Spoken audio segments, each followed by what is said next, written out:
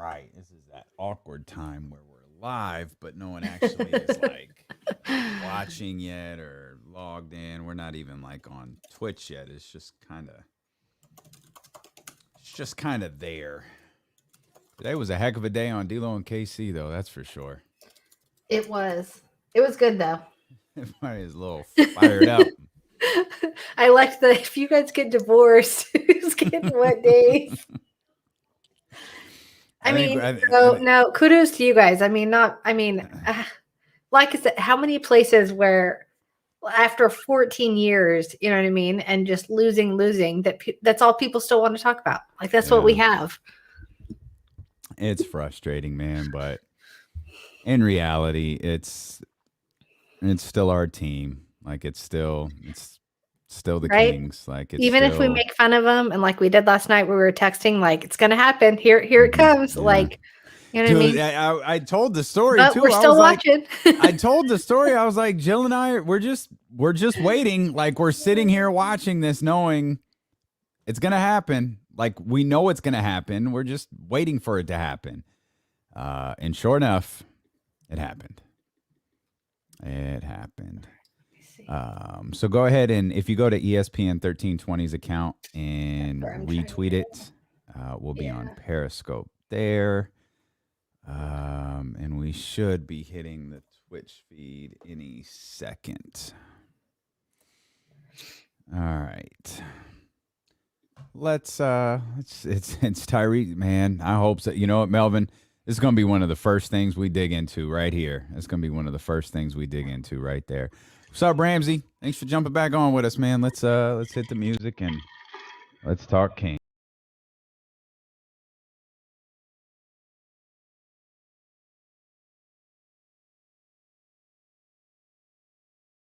On the Hoop Ball Podcast Network and here live on YouTube and Twitch and Periscope as well for the ESPN 1320 accounts. I'm Damien Barling along with your host Jill Adge. And Jill, what an eventful day it has been. What a frustrating day it has been. What a frustrating, just frustrating 14 years. Jill. It's just frustrating, dude. Like Kenny and I were about to come to blows earlier today on the radio just because we're so agitated. He's pissed off at the roster. I'm angry at the coaching staff. And it's like, man, you have a game that was a mirror image of the first two times that Charlotte and Sacramento played. And I know we've been away for a little bit, and that's my fault. My schedule's gotten a little bit busy. And Jill celebrated a birthday, by the way. So happy belated birthday to Jill. Just turned 21 years old. We are thrilled for her. And yeah, Kings ain't doing nothing to celebrate your birthday here. Kings ain't doing nothing to help us out. I said they gave me a present by not playing on my birthday because I think the last time they won on my birthday was like 2012. So it was I didn't have to go through a birthday loss. Dude. And last year my dad and I were going to go. They were either playing right on it or the day before. I think it was actually the last home game. And I was like, and that was when everything was kind of starting. And I was like, Dad, it's not worth us going and you going to go see a lot. It's not worth it. We're not doing this. No, we're not doing this. No. But so they gave me a present by not playing. So well, that's good. So thank you to the Kings for that. Let's dive into this because we wanted to go live again. We're for those of you who are listening to the audio portion, if you ever want to see the video portion, subscribe to the ESPN 1320 YouTube channel. If you're into Twitch, search ESPN 1320. We're there on twitch.tv/ESPN 1320. But we decided to go live because we knew a lot of people would want to jump in and they have their remarks. And my man Melvin jumped in here. And this is the first thing I thought about because in addition to the loss, there was an injury. There was basically injury to insult. In that, Marvin Bagley, breaks essentially his ring finger. And we know he's going to miss some time. We don't know how much yet. We did a little bit of research and saw, I think you said, I found that there had been 4 other guys this has happened to. They're all big.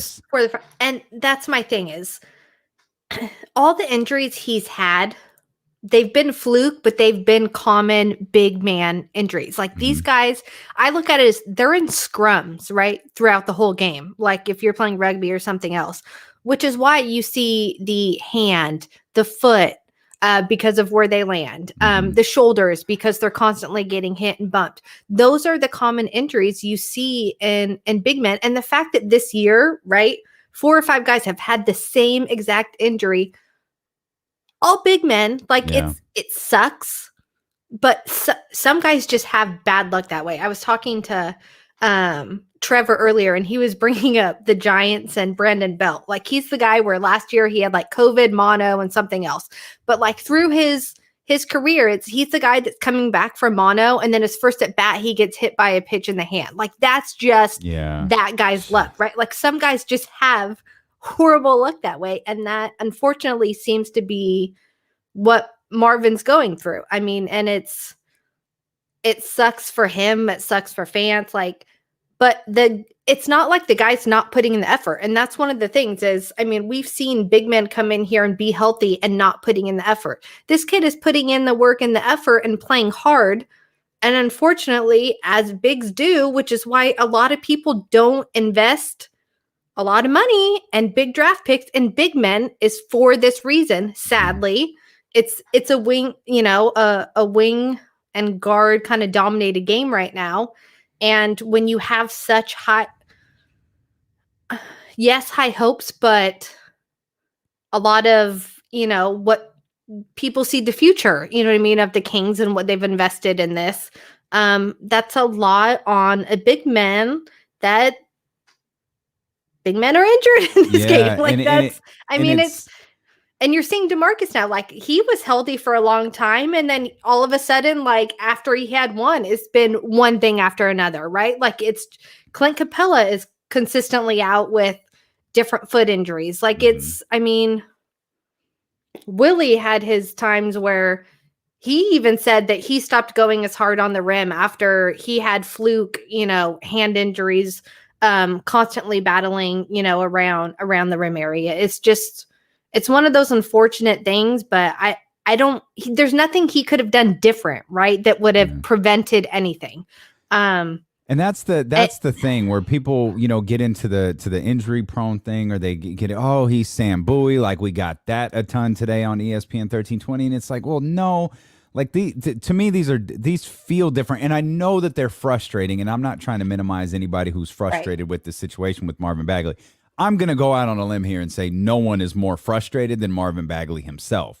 But this doesn't feel like, remember when Derrick Rose came back from the first ACL? It was just a sea of things that went wrong after that.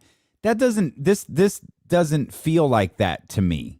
Like this is, and it's been a different piece of his, right? Like a different piece each time. And all, like someone mentioned in here too, like it was on a screen and a block attempt. Like what? I mean, and you go back to the one against Phoenix, like it was basically the same injury, right? Like what was it, a fracture? Wasn't it a fracture in his hand? I think it was Ayton like swiping down, or he hit or did something. I mean, what are you going to do when a guy swipes at you? Like, I mean, yeah. And to me, that doesn't feel the same as like soft tissue damage. That doesn't feel the same. They're not as like non-contact injuries, right? Like you mentioned, they're impact injuries of other people hitting this guy. Like it's not, he took a bad step, or he, it's yes. And again, I understand that doesn't make it any more easy to digest. Like it's still frustrating. But what we know is we don't know specifically how long Marvin is going to be out. We may find out tomorrow. The press release was pretty clear that they're going to do some more examining, and we should have a timetable in the next couple of days. Of course, there was no media availability today for the Sacramento Kings. The Kings will play again tomorrow against the Washington Wizards, the two worst defensive teams in the entire league. Barely, like they're neck and neck here for that running in terms of who's going to get that honor. But who's going to start now? And I'm looking, one of the first comments we got in here when we went live, my man Melvin Hawkins says it's time for Tyrese to shine. And I was like, yeah, okay. And then I look at the very next comment, and it's from Sean, who says, and this became almost a head shaking thing today, where it's like, you know what? Watch Corey Joseph be the starter, and not Tyrese Halliburton. So the Kings are just they're lacking big men. Nemen, no, I don't think anybody thinks Nemanja Bjelica is going to be on the roster a week from Friday. Even if he's not traded, I don't think he's going to be on the roster a week from Friday. I don't see how I'm curious if he's going to, in a normal season, I would think you would be buying these guys out.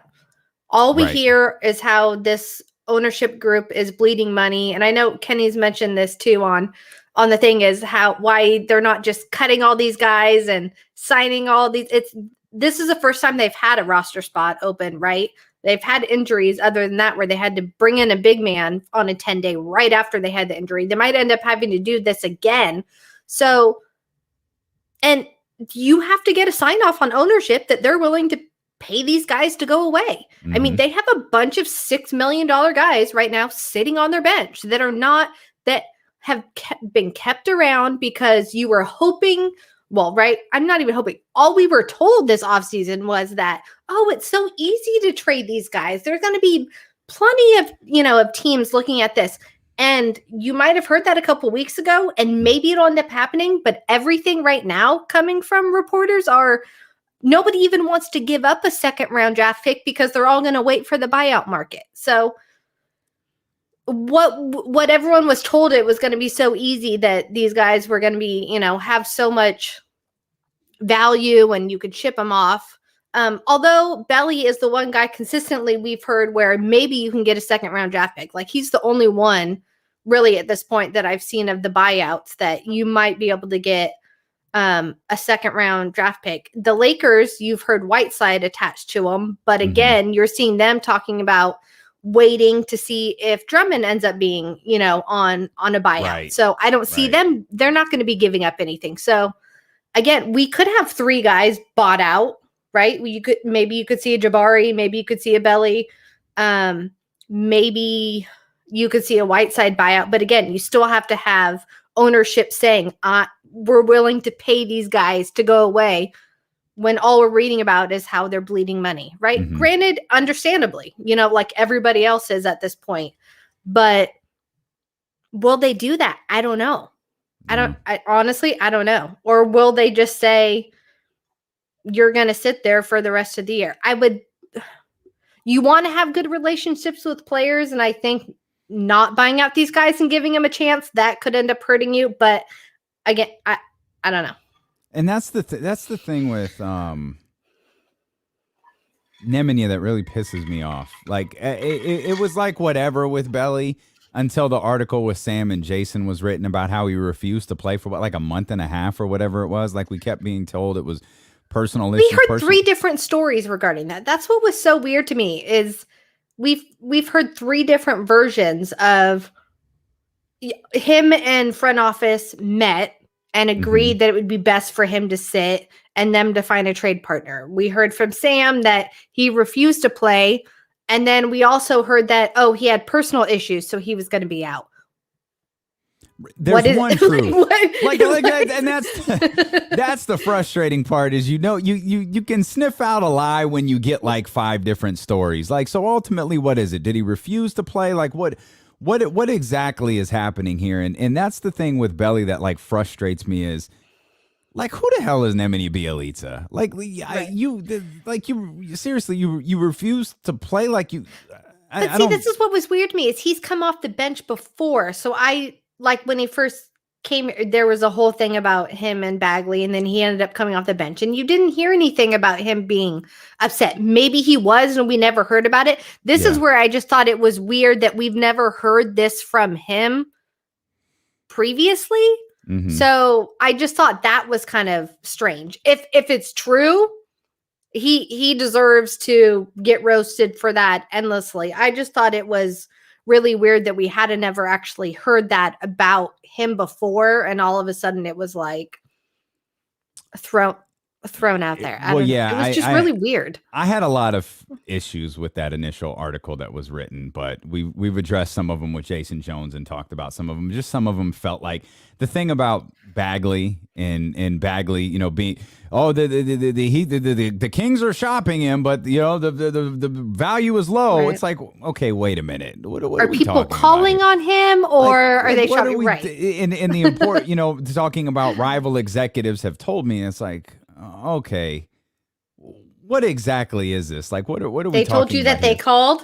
Yeah, like, and so, you know, before we you know, veered too far off, like, what do you think happens in that starting position? Like, my man Murph here is in the chat, and he says, you know, they're going to go small with Hallie, Buddy, Barnes, which I think is what a lot of people are going to do, but you're going to lose Tyrese on the bench. Or is it at least for a week, or you know, a week and some change, probably maybe 4 games? Is it Nemanja? Is it Belly in the starting lineup? Based on history, I would assume yes. Although, yes, it's Belly. Yes, but I still think they should move based on history. And he has not put Hallie in the starting lineup before. I think it should be Fox, Hallie, Heald, Barnes, and Holmes. Yeah. I get he wants to spread out whatever. Honestly, I really don't. The bench is so bad and we're losing. Right. I'd rather see the team that's the guys you're moving forward with get as many minutes together as you can. Not worried about spreading them out or our bench being so bad, because even when you're holding these guys on the bench, it's not making a difference. Mm-hmm. I'd rather see what we have going forward with this set of guys and give the second rounders the bench. At this point, like, I really don't care. And I think and I think we're getting closer to that. I think we're probably a week and a half away from that, because I'm going to keep referring to the trade deadline. I think we're still a little bit away from that. But we are going to see Woodard. Like, Woodard was upgraded today. Yeah. He was upgraded to questionable, as was Hassan Whiteside, who had, I think, the longest health and safety protocol situation in history for a guy who's like literally been sitting on the bench. So, and all of us, and like, yes, thank you. In here, Sean, it was somehow Daquan is now in the doghouse for no particular. Like, if you're really worried about, you know, spreading these guys out, Jeffries would be playing. And to me, this is the weird thing. Nobody else gets held accountable, but all of a sudden Jeffries is somehow getting some sort of accountability that we have no idea about. But there is no reason that kid's not playing. No, but held accountable for what? Like that's what I'm saying. Something we don't know about. I don't know what other reason there would be for that guy not playing. like Luke, like, and that's the thing. Like that really, again, if you missed D'Lo and KC today, Kenny is the hell with the roster. I'm the hell with Luke Walton. Like, we couldn't even meet in the middle. We were just got to the point where we were just almost angry at each other having this conversation. And I just keep looking at, like, does Luke hold people accountable? Like, who does Luke? I listened to Luke here. I have this. I'll play this for you. What's frustrating is even the minutes that Jeffries is getting, the defensive rating with him on and off of the minutes he's getting, it's Harrison Barnes like difference in this stuff. Like, I don't get it. I don't get it. I don't either. This is Luke Walton following the game against Charlotte. This is Luke Walton following the game last night. Here's everything that he said. Tough loss. Proud of the guys. Really proud of the guys that, you know, put us in a position to win a road game against a team that's very hot right now. A team that's, you know, got a lot of weapons. And, you know, to me, again, that 64% from the free throw line really hurts. That's something that, as we learn to win, like that, we got to knock down free throws. And then I thought we got a lot of good looks down the stretch. We just, you know, I know I play our guys heavy minutes, whether it's tired legs or we're just, you know, we got to find that confidence again down the stretch. That's something that we have to get better with. But it's great to be in these opportunities, especially with Tyrese back out there playing big late minutes. And I thought De'Aaron did a great job again of really, you know, just putting us on his back at different times and getting to where he wanted to. Rashawn Rashawn was great. I mean, 41 minutes. Okay, and that's kind of the same part I got angry with earlier. Like everything I is feel good. like I was listening to the bubble press conference. Everything's good. Like We're nothing just to so see happy here. to be in these Yeah. positions. We're gonna get better. Because like for the last we gotta 3 learn years, to we've win. been the last 3 years with these same players. We've been saying they need to be in these positions to learn how to win. 3 years later, we're still in the same. We're still hearing the same thing of these players just need to be putting in these positions, and eventually a light bulb will go off, and we won't be chucking threes with under a minute left and 20 seconds left in the shot clock. I know that dude, oh my God, that Buddy Hield play is one of Because the they most. just need to be put in these positions for how many more games? How many more? I just like this team. They're not getting better. This team isn't getting better. That's the infuriating part. That's the frustrating part. You hear Luke talk about, oh, we're going to learn to win games. We're going to hit free throw. Like when? Let me know. Like when can I tune in? Like let me know when this is going to happen. Let me know when we're going to start hitting free throws and start winning games. Hitting free throws Be doesn't patient even for it. Oh, for goodness sakes, Jillian. Oh my gosh, man. It is just so tiring. And then I listen to him and I listen to that clip and I think he doesn't hold anybody accountable. Well, and this is my thing with this whole thing is take your feelings for Jaeger aside, right? He got the most out of that roster that you could get. And he even said that he had to, I don't even want to say dumb everything down, but he's in multiple clips, after practice, pregame, postgame, saying they're having to always go to the basics because he can't move on from that until they fully understand the basics, whether it be of schemes, offensively, defensively, like these things. So he did what he did at that point to get the most out of the roster. The players didn't like how he handled them, right? Vlade went with the players, brought in his friend without any other interviews, and then sold everybody that this was the guy that would take that same roster and get it to the next step. We are still seeing the same fundamental mistakes, game in and game out. Doesn't matter who we bring in at this point. These same players are making these same mistakes over and over. And you can't keep telling me they're young when their average playing age is like 26, 27 years old on their second contract. Yeah. I can live with those mistakes and that losing when you're dealing with guys on their rookie, right? Their rookie contracts. Those 19, are the guys that are supposed to be learning. Guys in their primes are not doing that, which is why Harrison Barnes is our most valuable asset at this point, which I don't even think that sending him out, we've talked about, that's a whole thing. You send that guy out and it's going to be even more of a dumpster fire, which I know people are fine with because the whole tank thing, I get it, but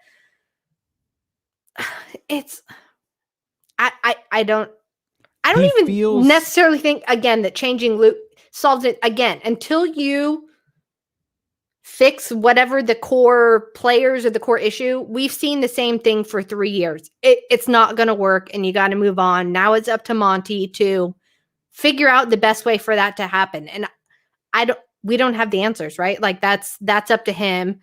And unfortunately for Kings fans, all we keep hearing is this is such an unprecedented season and it's like nothing we've seen before. And of course, when we actually need to be able to clear house, it's during the time when it's the craziest season that we've ever had. So I'm willing to wait until the off season if that's what it takes for him to be able to make the moves he needs to make, just based on taking my emotion and everything out of it and just knowing that if the market's not where it's normally going to be because of everything, then you got to be able to give this new guy coming in a second to be able to untangle everything that was made, to this point.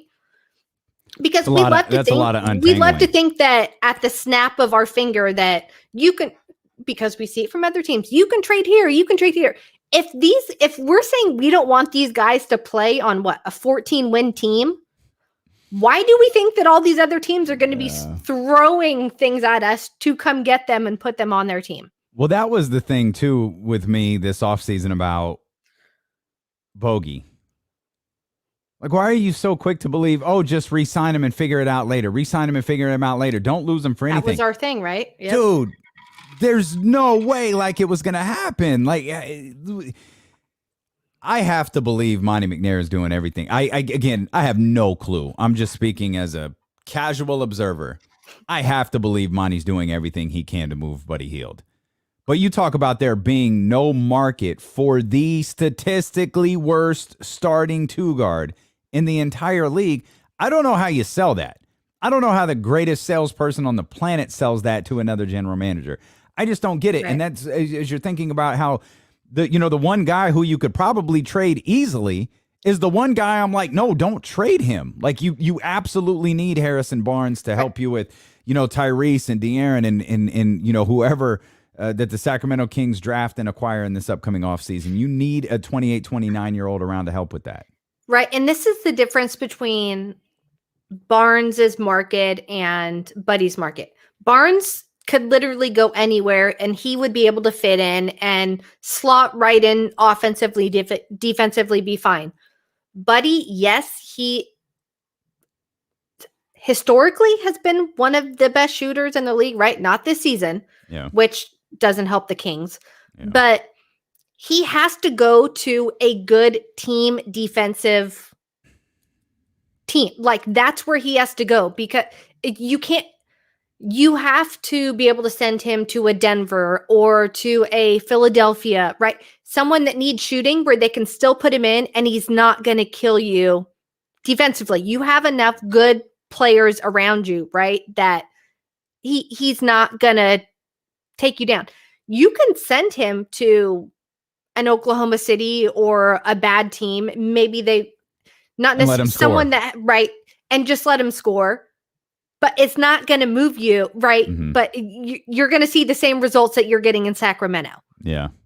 The best thing for him, like nobody wants that. That's the problem, right? That's the problem. Maybe Warriors, he could probably fit in just based on their style of play.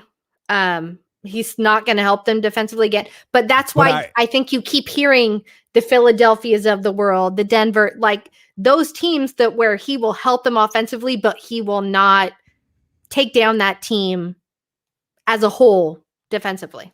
But with Golden State, I like the idea of Golden State. I think he'd be held accountable there.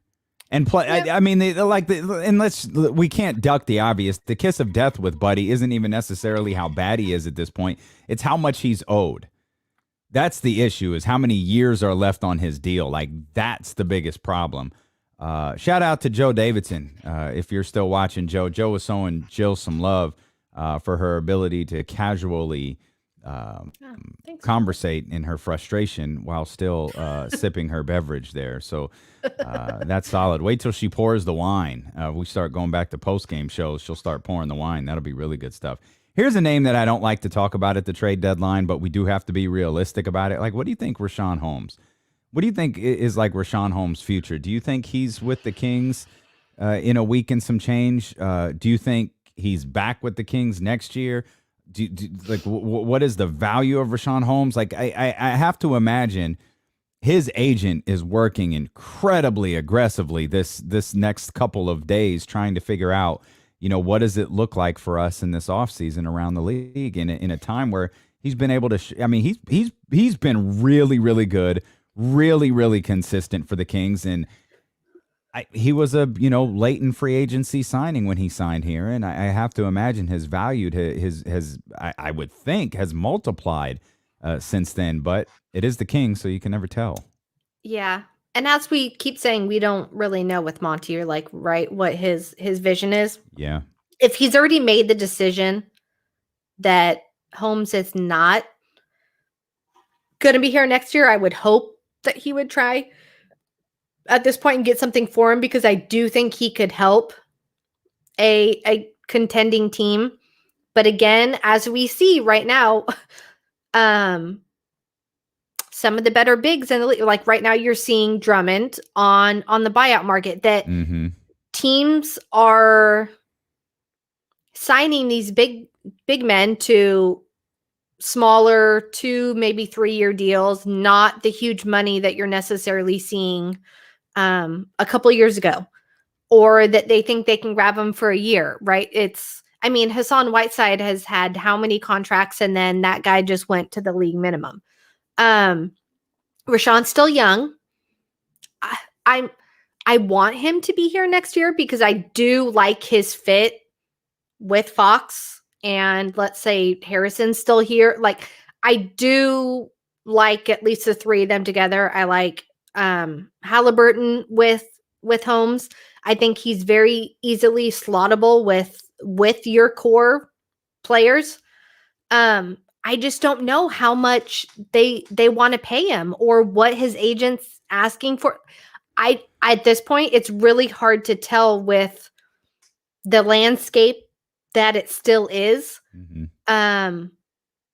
What kind of contracts are going to be out there again as well, because we saw people predicting in the offseason what they thought contracts were going to be that were not there or not at the prices they expected. People had Whiteside slotted to make over 10 million, and that guy got a league minimum. Like, you don't know. You hear how Gracie's reacting. You talking about Whiteside making all that money. Like, whenever the conversation gets a little too much, Gracie, she lets you know how she feels.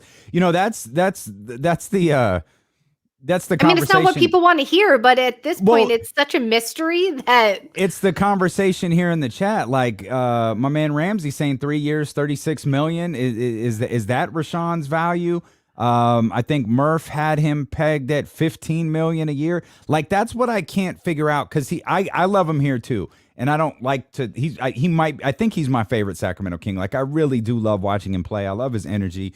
I really do love, a lot of things about Rashawn Holmes, but there's also like a detriment. Like, one of the best places that I thought, like, when I'm thinking about like, where would Rashawn Holmes really fit? I realized the one that I kept going back to was a place he already played, in Philly, because he doesn't have to be the big there, but he could still do, work down there. And then I realized, okay, you're probably crowding the middle with Joel Embiid. So where does he work? And then I realized, well, if you go out east, you have to go against Joel Embiid. And like, that's not going to work. And I can't figure out, is he undersized for his position? And then is that ultimately a detriment to him on the market? And can he legitimately be your long-term 5 here? Well, it depends on what we long term. Well, 3. Past this year, if it's two more years, 3 more years. I would sign him for 2 to 3 more years. Sure. But I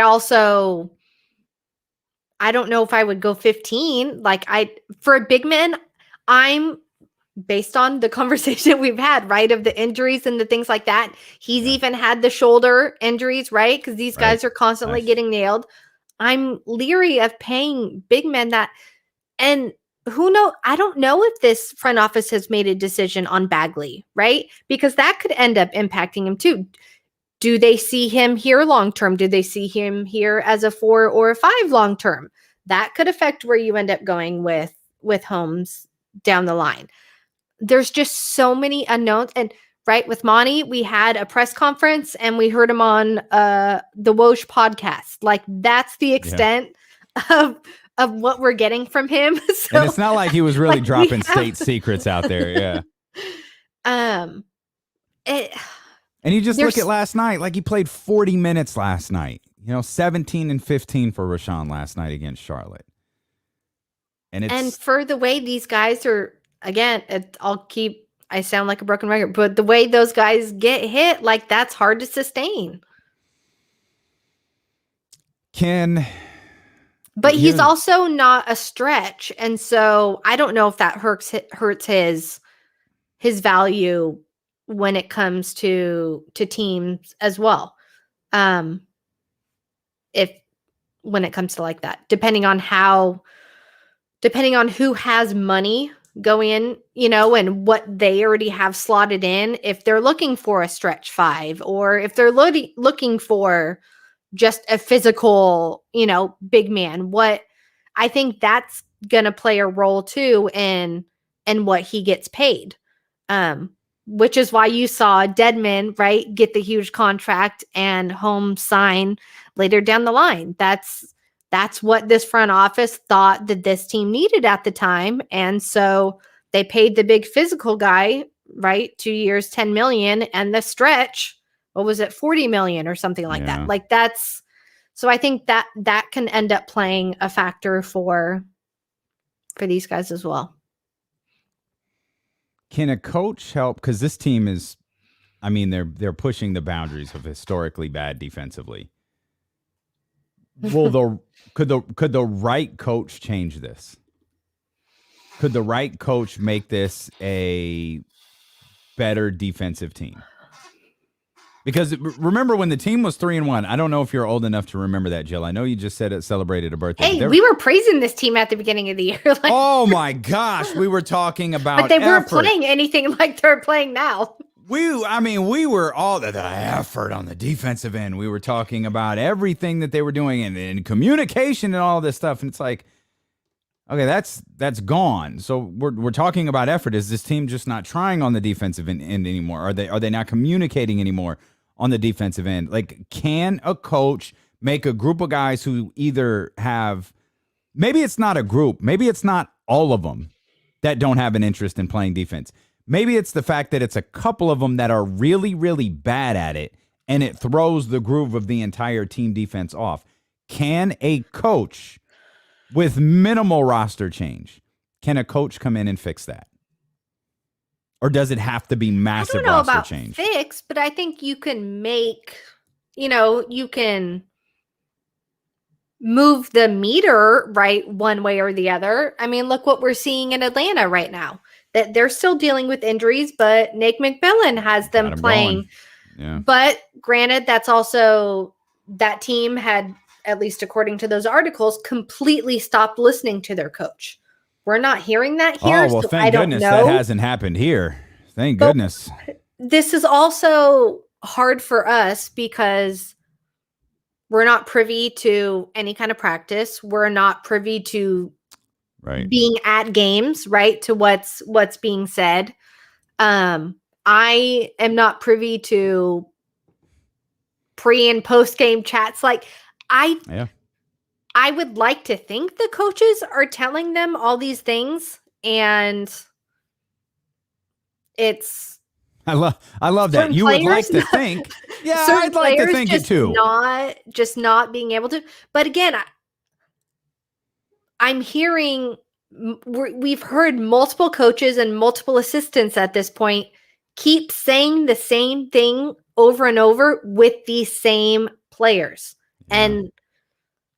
Yeah. And the only thing Jaeger did different was scream, run, right on the sideline. Like, we saw that from him, saying that our goal is to just tire the other team out and score more points than them and hope by the end we have more legs than they do, which led to the decline in the second half of the season.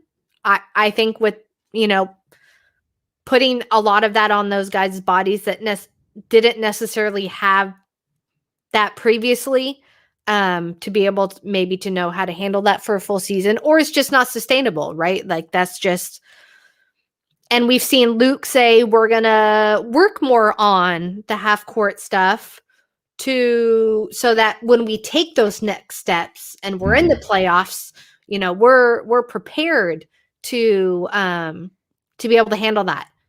Yeah. We haven't seen any of that happen. Like, that's not. And so, I mean, as much as I'm not really a fan of Luke, and unless you're bringing in a true developmental coach, I don't necessarily think there's anything you can do. And then I don't even know if there's a developmental coach out there that will make a difference at this point in time and these guys' age and where they're at and in You their mean a career, developmental coach to join the staff, or a developmental coach to actually No, be the head coach? to actually be the head coach. I gotcha. Okay.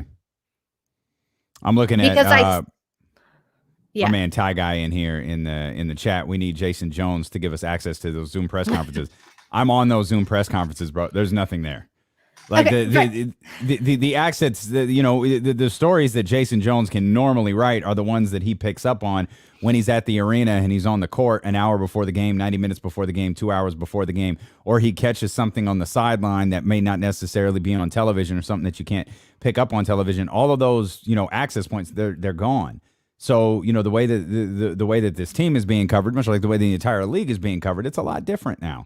Right. And I, hopefully it goes back to normal next year. I'm not quite confident, starting out in October that it's going to be completely back to normal, but hopefully there is some point where it's back to normal, because it does restrict. It just kind of leaves us all guessing. Now, obviously Jason has a lot more people to call and a lot more people to connect with and contact with within the organization and outside of the organization, as do other reporters like James Ham to write their stories. But still, we all have access to the same Zoom press conference. Nothing is happening on those.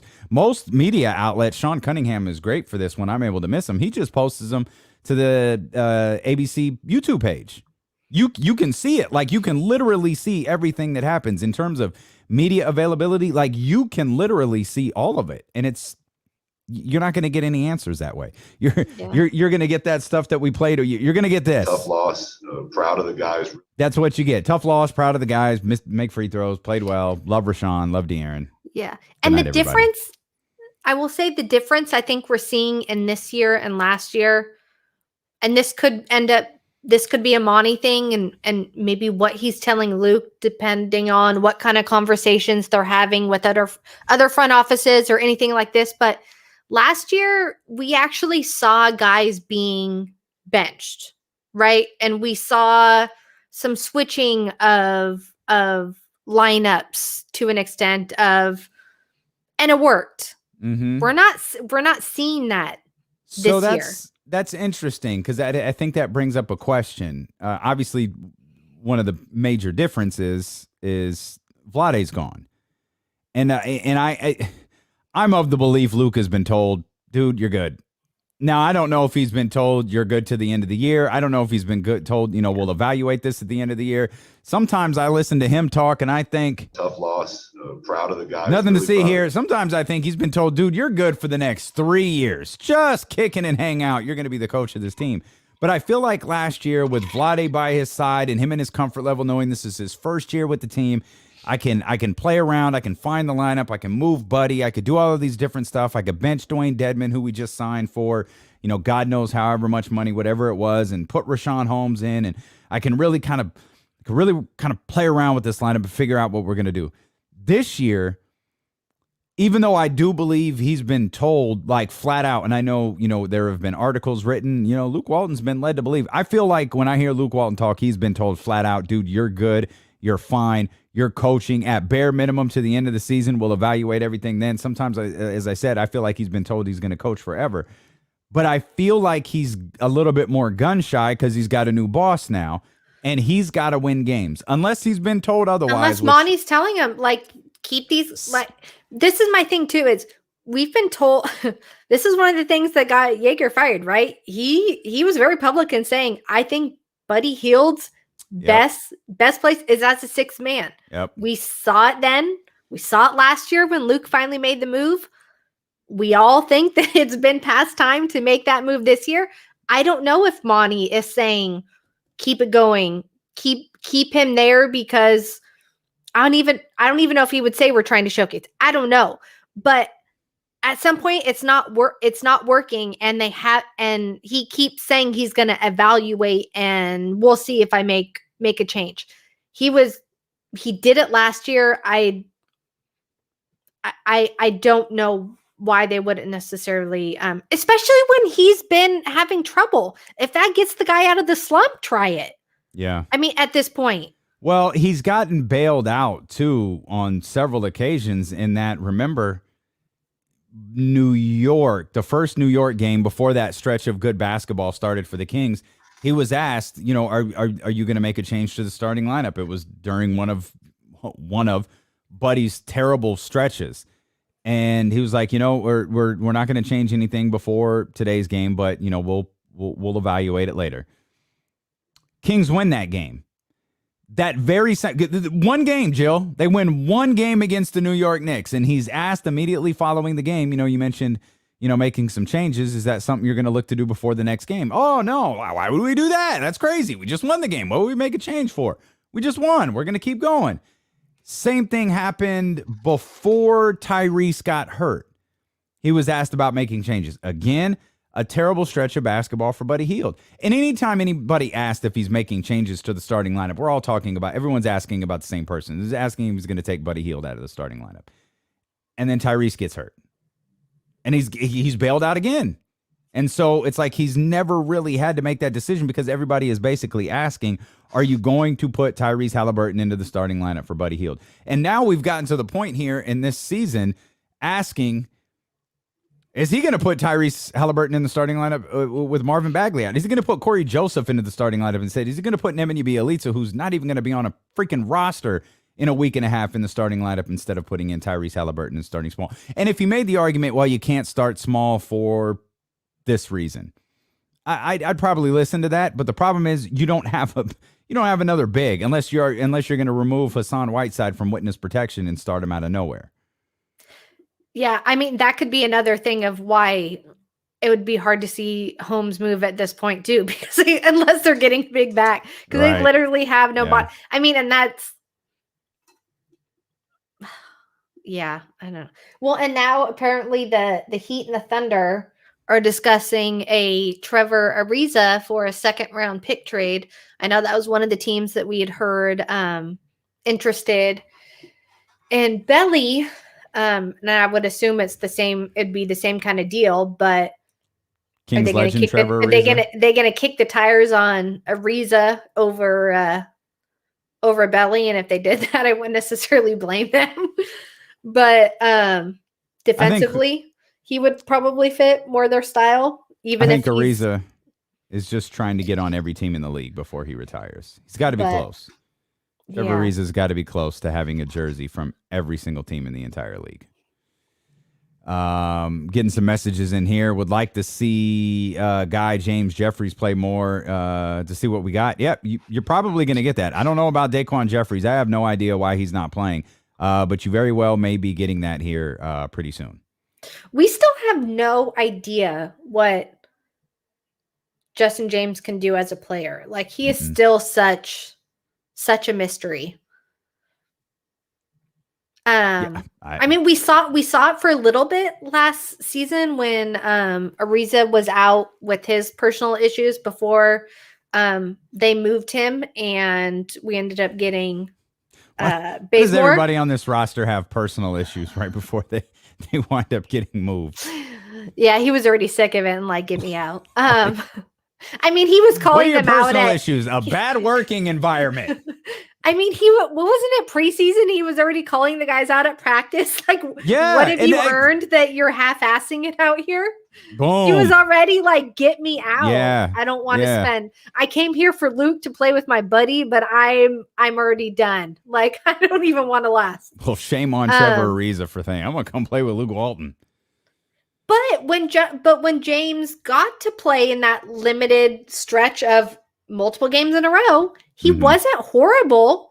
But the thing is, we've never been able to see like a consistent, right? That's the consistent thing. Stretch. Same with Jeffries, right? We saw a somewhat consistent stretch in the bubble, and he played really well. We saw a couple good games when he got back from injury, and then all of a sudden he's getting do not play. So like it's impossible to figure out what we have in these young guys that I hope in the second half of the season, if any of these guys are not included in any kind of trade, that we get to see him. Because to me, I can live with losing when these are the guys that you're throwing out there, right? Not the 27-year-olds that I know are not part of any kind of move going forward Mhm. and are on the last year of their deals. So you weren't able to trade them for as an expiring. So sit them on the bench Yeah. and let me see the young guys. Yeah. That's the bar for Right. this team. That is He the bar, wasn't and that's the horrible. sad thing. That's Too the tall, sad. Paul, I mean, 92. Thanks for that one.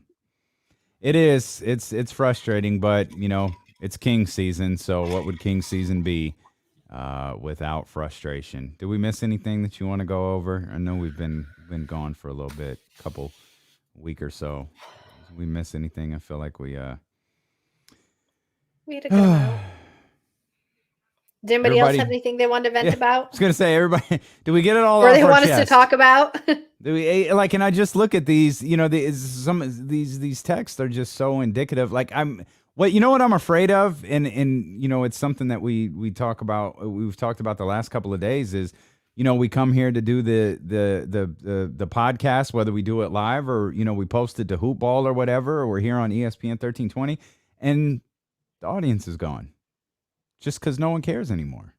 That's the part, like that's the part that I know we're all passionate about this team, even when the passion is frustration. But I feel like after, that first Charlotte game, it feels like just really cut the heart out of this team. I take that back. I feel like that first Charlotte game cut the heart out of the fan base. And it was like, dude, you've beaten us. It's like you win. It was like the Mortal Kombat, finish him, and like it was you did it, like you finished us.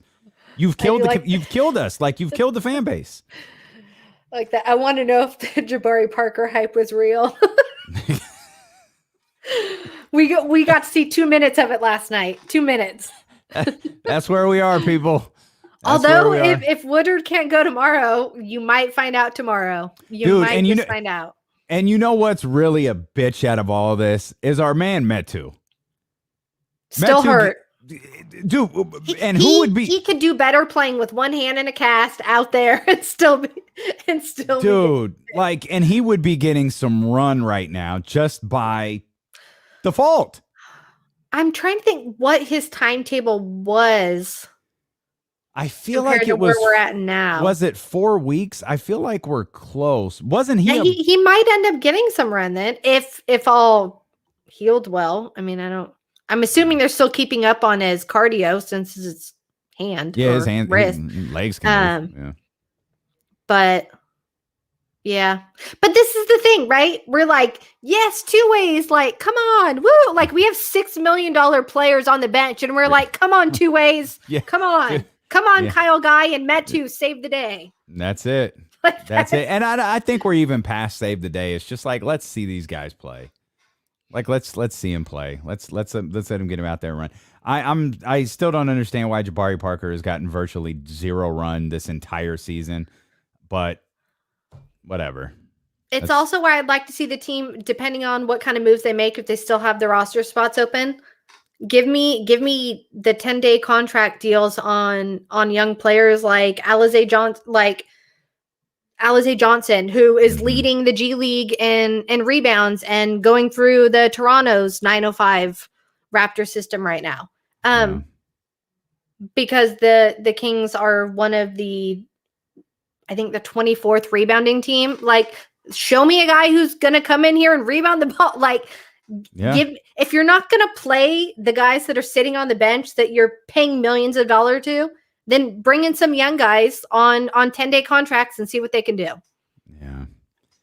We appreciate y'all hanging out with us, man, on the live stream on ESPN 1320's Twitter page, YouTube page, and Twitch page. We greatly appreciate that. If you're new to the channel, make sure you subscribe, follow, do all of that stuff depending on the platform. We appreciate you hanging out. If you've never heard of the Kingscast on the Hoopball Podcast Network, go check us out. Just search the Sacramento Kings Podcast, and you'll be able to find it, or search Hoopball, and you'll be able to find all of the podcasts over there. I'm sure you're all are already following Jill Adge. If you're not, you should be. It's at Jill Adge on Twitter. I'm at Damien Barling. You can check me out Monday through Friday.